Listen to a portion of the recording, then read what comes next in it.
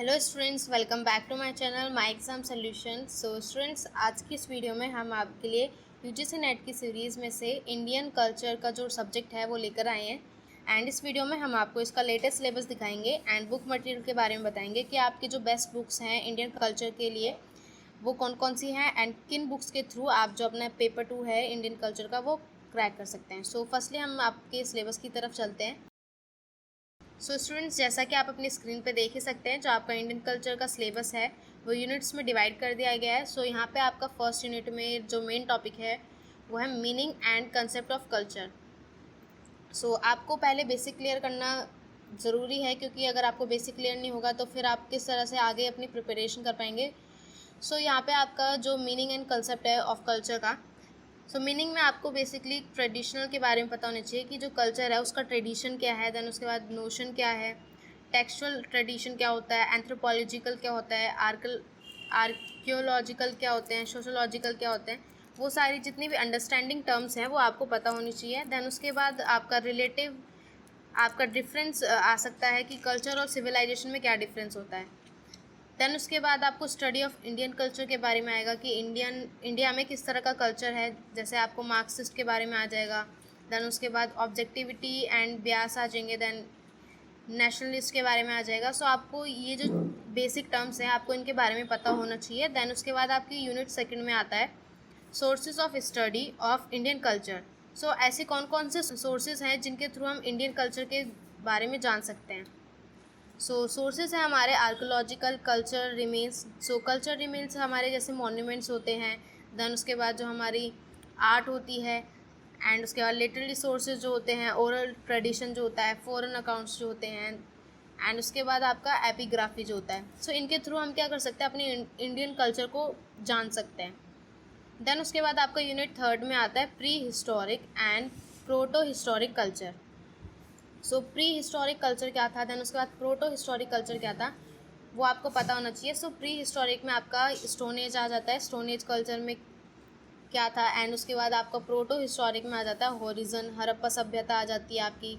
Then उसके बाद current debates जो चल रही हैं वो सारी चीज़ें आपकी प्रोटो हिस्टोरिक में आ जाती है। देन उसके बाद जितने भी आपके आर्ट्स हैं, सोशल, रिलीजियस हैं, इकोनॉमिकल लाइफ है, इनके थ्रू आप अपने कल्चर को जान सकते हैं। एंड किस तरह के आपकी फैमिली की लैंग्वेज जो यूज़ होती है, जैसे इंडिया में बहुत डिफरेंट तरह के लैंग्वेजेस यूज़ होती हैं। हर फैमिली में अलग अलग तरह की लैंग्वेजेस यूज़ होती हैं। लैंग्वेज के थ्रू भी आप अपने कल्चर को बहुत अच्छे तरीके से जान सकते हैं। देन उसके बाद आपका यूनिट फोर्थ में आता है वैदिक एंड पोस्ट वैदिक पीरियड। इसमें आपको वैदिक्स के बारे में जानने को मिलेगा कि जो हमारे वेद हैं वो किस तरह के हैं एंड कौन कौन से जो रिलीजियस मूवमेंट्स होते हैं वो हम देख सकते हैं। जैसे आपका बुद्धिज़्म हो गया, जैनिज़्म हो गया, इस तरह के जो आपके धर्म होते हैं इनके थ्रू हम अपने कल्चर को बहुत अच्छे से जान सकते हैं एंड इसकी हमें एजुकेशन एंड इसकी हमें नॉलेज भी होनी चाहिए। दैन उसके बाद आपको एजुकेशन सिस्टम किस तरह का था वैदिक्स में। वहाँ पे एजुकेशन सिस्टम था तक्षशिला एंड काशी, इस तरह के जो प्लेस होते थे यहाँ पे आपको वैदिक की जानकारी मिलती थी। दैन उसके बाद यूनिट फिफ्थ में आता है आपका Maurya and post Maurya period. इसमें आपको मौर्यास के बारे में जानने को मिलेगा कि इनका आइडियाज़ क्या था एंड इंस्टीट्यूशंस कौन कौन से थे। बेसिकली मौर्याज में आपको अशोकाधमा के बारे में जानने को मिलेगा। देन उसके बाद script of Brahmi and Kharosthi के बारे में आप जानेंगे। एंड उसके बाद आपको लिटरेचर में मनुस्मृति के बारे में आप देखेंगे। देन पंचतंत्र क्या होते हैं, वो सारी चीज़ें आपकी लिटरेचर में आ जाएगी। देन उसके बाद साइंटिफिक अचीवमेंट्स में आप सुश्रुता के बारे में जानेंगे एंड चक्रा जो होता है उसके बारे में आप साइंटिफिक अचीवमेंट्स में जानेंगे। देन उसके बाद आप एजुकेशन सिस्टम, यानी मौर्याज में एजुकेशन सिस्टम किस तरह का था उसमें आप सोसाइटी एंड कल्चर के बारे में जानेंगे। एंड उसके बाद आपका आता है यूनिट 6। यूनिट 6 में आप Gupta and post Gupta period के बारे में जानेंगे। अभी हमने 3 चीज़ें पढ़ी, वैदिक, देन उसके बाद मौर्य एंड यहाँ पे आता है गुप्ता। गुप्ता में भी आपके सिमिलर थिंग्स हैं जैसे आपने मौर्य में देखी।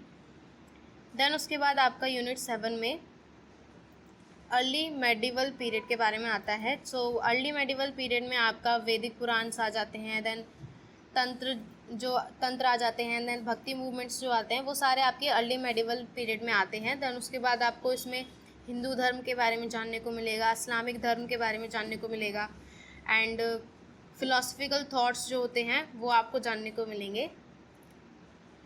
दैन उसके बाद आपका यूनिट 8 में आपका आता है सल्तनत पीरियड। सो सल्तनत पीरियड में आपके जैसे बादशाह थे उस टाइम पे, जो जिस तरह का हमारा कल्चर था, वो सारी चीज़ें इसमें आ जाती है। सो दिल्ली सल्तनत में आपका आइडियाज़ आएंगे। सो दिल्ली सल्तनत में आपका रूलिंग क्लास आ जाती है कि किस तरह का रूल इस दिल्ली पे होता था पहले। एंड आप एक्सटेंट ऑफ स्लेवरी में रिलीजन के बारे में जानेंगे।